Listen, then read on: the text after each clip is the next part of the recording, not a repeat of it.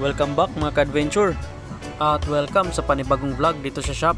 At dahil matagal kaming hindi nakapag-fishing mga ka-adventure, kaya naisipan namin na bumili na lang ng mga shells. Naisip kasi namin na masarap magluto ng shells, kaya dali-dali na si Mrs. na pumunta ng market para bumili. At ang nabili niya mga ka-adventure ay talamisan kung tawagin dito sa amin.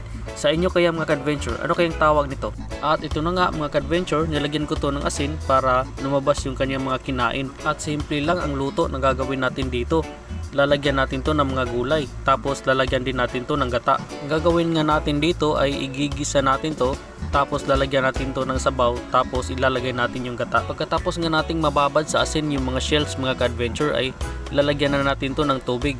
Tapos hugasan natin to, at para na din matanggal yung mga kinain niya ng mga buhangin at saka yung nalabas niya ng mga laway. At dito na nga ay nilamas-lamas lang natin ito at minikos-mikos natin para lumabas yung lahat ng mga kinain niya at saka buhangin. At grabe talaga yung nilabas niya ng mga laway at saka buhangin. At ito ang dahilan kung bakit ko ito nilagyan ng asin bago ko ito hugasan. Ayan nga mga ka-adventure, at nakita nyo marami siyang nailabas na mga laway at saka mga buhangin. Pagkatapos nga nito ay nilagay natin to sa kabilang lagayan, tapos hugasan natin to ulit mga ka-adventure.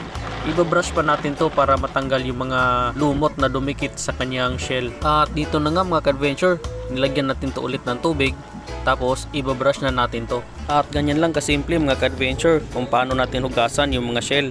At itong shell na ito mga ka-adventure ay nabili pala to ni Mrs. ng 100 pesos. At ito yung kagandahan mga ka-adventure, pag nasa probinsya ka, makakabili ka talaga ng mga fresh na mga seafood. At isa nga sa kagandahan dito sa amin mga ka-adventure ay malapit kami sa dagat. At pwede namin itong makuha ng libre pag maganda yung panahon. Ikaw na mismo yung pumunta ng dagat na manguha at mag-i-enjoy ka pa, at libre pa yung pang-ulam.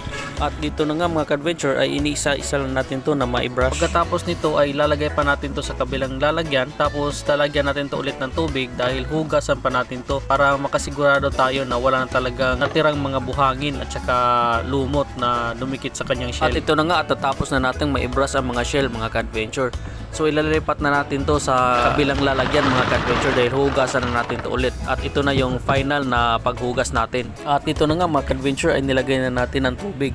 Pagkatapos ay imikos-mikos natin to ulit mga ka-adventure para makasigurado tayo na wala na talagang natirang mga buhangin. At ito na nga, at natapos na natin linisan ang mga shell. Ang susunod naman natin gagawin ay itong mga gulay. Ang gagawin nga natin dito ay babalatan lang natin to, pagkatapos ay hihiwain natin to ng maliliit. At ito na nga, at sinimulan na natin itong balatan. At matapos nga nating balatan lahat ng mga sayote ay isusunod natin tong kalabasa. Ito naman yung hihiwain natin ng maliliit. Pagkatapos nga nating mahiwa ang mga kalabasa ay isusunod natin yung sayote. Ito naman yung hihiwain natin. Nga dito mga ka-adventure ay hiniwa ko ito ng pahaba. At pagkatapos ko itong mahiwa ng pahaba, tsaka ko ito hihiwain ng maliliit.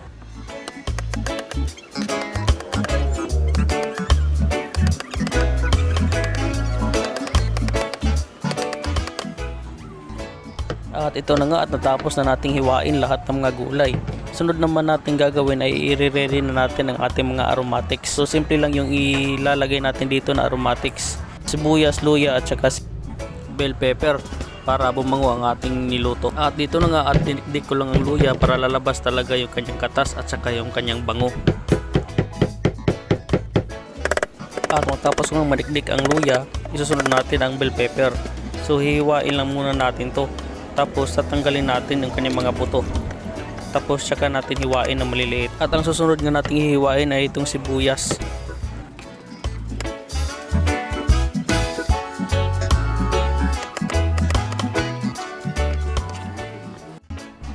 At ito na nga, at natapos na natin ang ating mga ingredients. Natapos na rin itong nating hugasan at saka hiwain. At pagkatapos malinis na rin ang ating shells at nahugasan na natin to ng maigi. At ang susunod nga natin gagawin dito mga ka-adventure ay magluluto na tayo.